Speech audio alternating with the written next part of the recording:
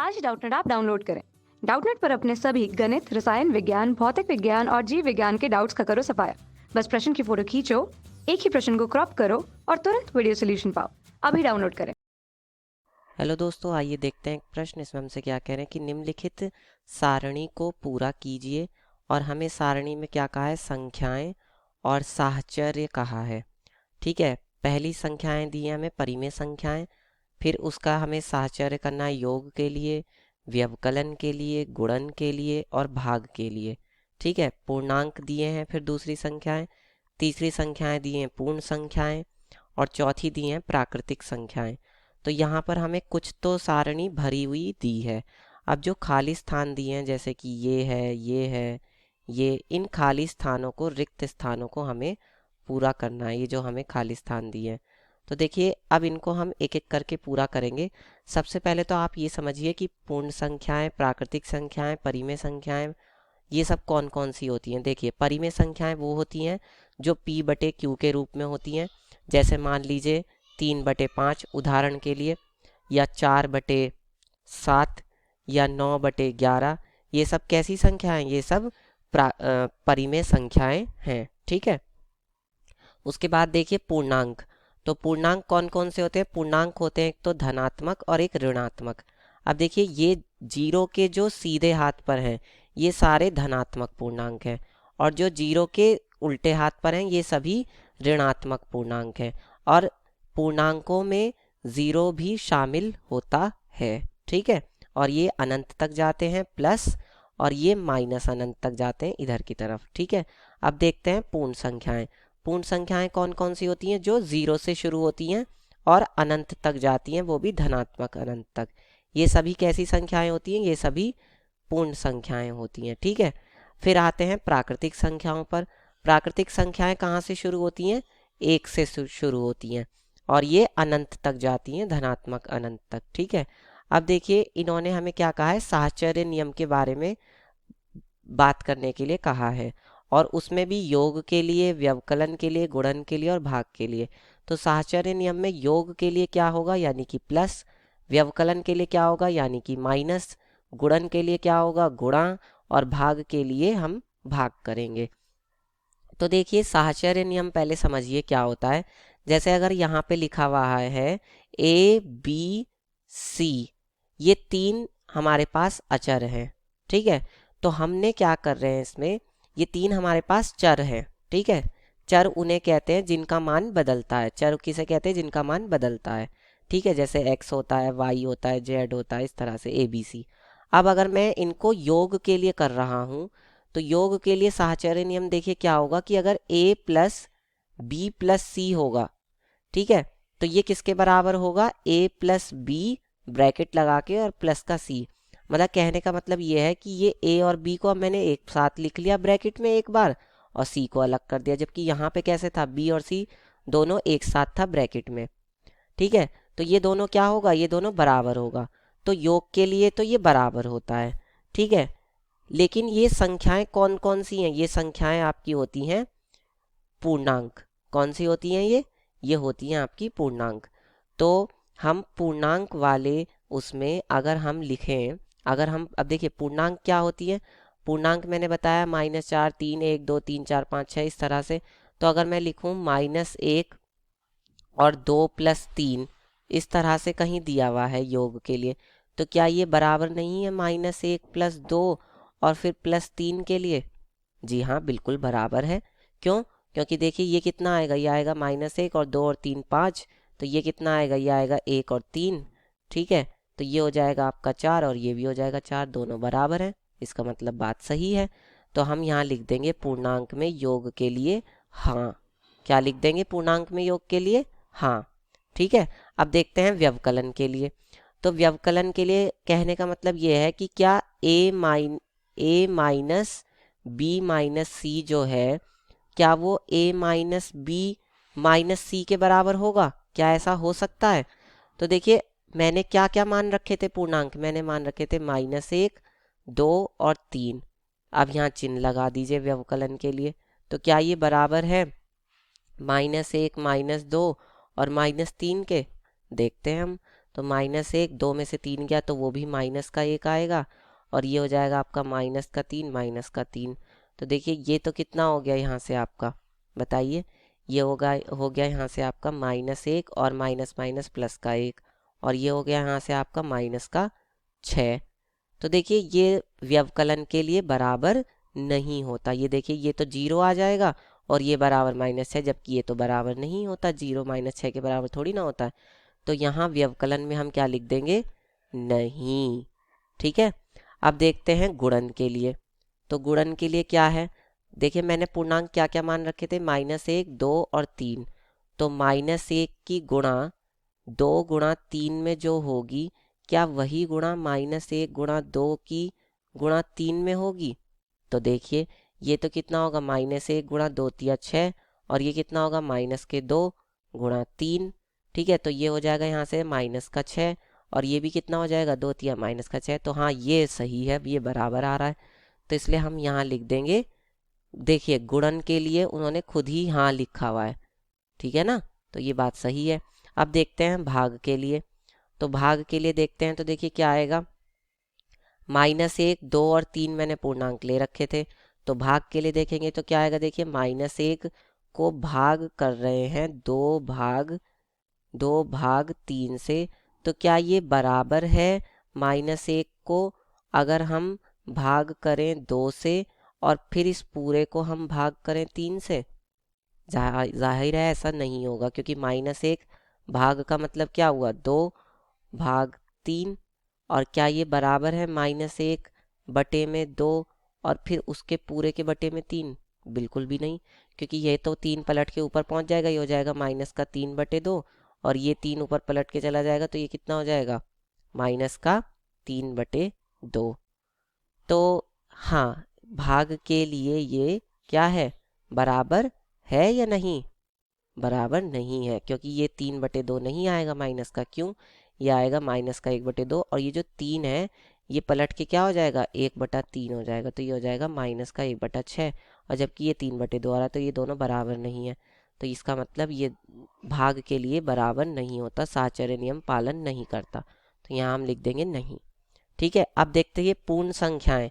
पूर्ण संख्याओं के लिए, योग के लिए तो इन्होंने हाँ लिखा हुआ है। पूर्ण संख्याएं कौन कौन सी होती हैं, देखिए पूर्ण संख्याएं होती हैं 0, 1, 2, 3, 4। ठीक है, तो मैं कोई सी 3 पूर्ण संख्याएं ले लेता हूँ, 1, 3 और 5 ले लेता हूँ। ठीक है, अब योग के लिए तो उन्होंने हाँ लिखा हुआ है, व्यवकलन के लिए हम देखते हैं। तो व्यवकलन का मतलब 1 - 3 - 5 जो है, क्या ये बराबर है 1 - 3 और -5 के? तो देखिए ये बराबर नहीं है, क्योंकि ये कितना आएगा, देखिए 1 में से 3 में से 5 जाएगा तो कितना आएगा, 1 - 2 माइनस का, और वो प्लस का 2 हो जाएगा, माइनस माइनस, और ये कितना होगा, ये हो जाएगा आपका 1 - 3 यानी कि -2 और -5 यानी ये हो गया -7। तो -7 2 और 1 3 के बराबर नहीं होता, ये 3 आ रहा है और ये -7 आ रहा है, तो इसलिए यहाँ पे आ जाएगा व्यवकलन के लिए नहीं। ठीक है, अब देखते हैं गुणन के लिए। तो देखिए 1 गुणा 3 गुणा 5, क्या ये बराबर होता है 1 गुणा 3, अगर इसको मैं ब्रैकेट में लिखूं और 5 को अलग लिखूं? देखिए 3 पंजे 15 एकम 15, 1 तिया 3 और 3 पंजे 15, हाँ भाई ये तो बराबर होता है, तो यहाँ पे आएगा हाँ। क्या आएगा, हाँ। अब देखते हैं भाग के लिए। तो क्या 1 भाग 3 भाग 5 जो है, क्या ये बराबर होता है किसके, 1 भाग 3, इसको ब्रैकेट में करेंगे और 5 को अलग कर देंगे? तो देखिए इसका क्या मतलब होगा, इसका मतलब तो ये होगा कि 1/3/5, और इसका मतलब क्या होगा कि 1/3 और इसके पूरे के बटे में 5, ये 5 पलट के ऊपर पहुंच जाएगा, तो ये हो जाएगा 5/3, और ये कितना हो जाएगा, ये आपका हो जाएगा 1/5 तिया 15। तो ये तो बराबर नहीं है, तो बराबर नहीं है, तो इसका मतलब यहाँ पे आ जाएगा नहीं। ठीक है, चलिए अब देखते हैं हम परिमेय संख्याओं के लिए। तो परिमेय संख्याएं कौन सी होती हैं, जो p/q के रूप में होती हैं, जैसे 3/5, 4/7, 9/11। ठीक है, तो अगर मैं 3 परिमेय संख्याएं ले लूं, 1/2, ठीक है, और 2/3 और या ये कह लीजिए कि मैंने 3 परिमेय संख्याएं ले ली, 1/2 और 3/2 और आपका 5/2। तो इनका जो योग है, योग का क्या ये योग के लिए बराबर होती हैं?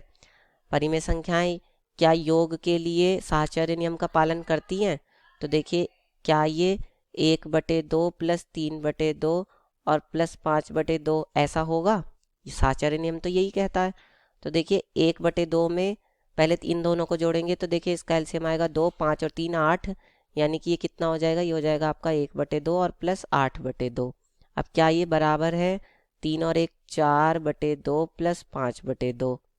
तो देखते हैं, ये आएगा आपका 9/2 और ये भी आ जाएगा आपका 9/2। हाँ भाई, बराबर तो है, तो इसलिए यहाँ आएगा फिर हाँ। ठीक है, अब देखते हैं व्यवकलन के लिए।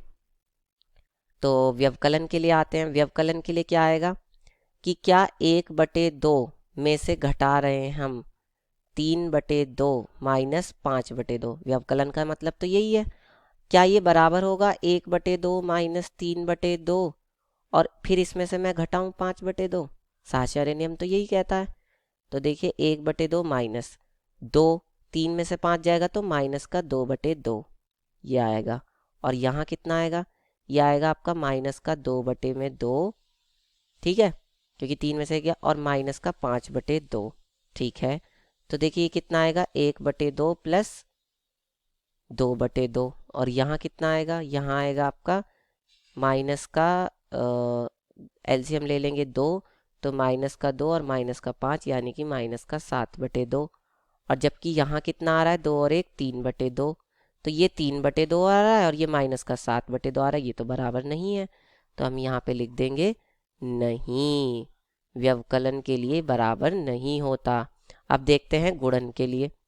तो गुणन के लिए देखिए क्या देखेंगे, 1/2 की गुणा 3/2 और गुणा 5/2 से अगर हम करते हैं तो क्या ये बराबर होता है 1/2 गुणा 3/2 और गुणा में 5/2 के? तो देखिए 1/2 गुणा ये कितना हो जाएगा? 5 तिया 15 बटे में 2 दूनी 4, और ये कितना हो जाएगा? 3/2 दूनी 4 गुणा 5/2। तो देखिए ये आ जाएगा आपका यहाँ से कितना? 15/8, और ये भी आ जाएगा 5 तिया 15/8। तो ये तो बराबर है। तो गुणन के लिए क्या आ जाएगा यहाँ पे? गुणन के लिए आ जाएगा आपका यहाँ पे हाँ। ठीक है, और भाग के लिए उन्होंने नहीं लिखा हुआ ही है।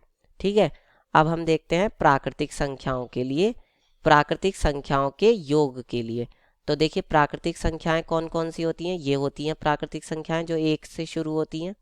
तो इनका अगर योग की बात करें तो प्राकृतिक संख्याएं 1 2 3 ये ले ली मैंने। अब इनके योग की बात करते हैं। योग के लिए साहचर्य नियम, तो क्या ये होना चाहिए कि भाई 1 + 2 और +3। तो देखिए 1 + 2 और 3 5, और ये कितना हो जाएगा? 3 + 3 तो 6 = 6। हाँ भाई, योग के लिए तो बराबर आ रहा है, तो यहाँ लिख देंगे हम हाँ। और व्यवकलन के लिए उन्होंने खुद ही नहीं लिखा हुआ है। अब गुणन के लिए देखते हैं। गुणन के लिए क्या है?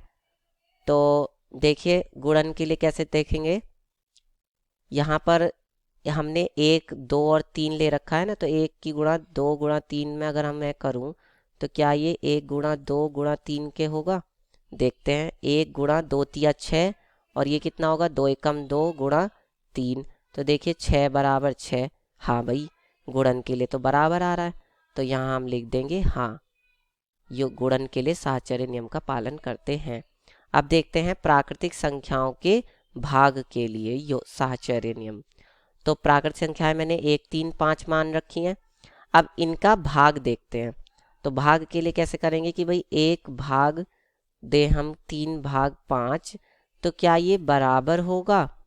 क्वेश्चन मार्क है यहाँ पे, क्या ये बराबर होगा 1 भाग 3 और फिर उसका हम भाग दें 5 से?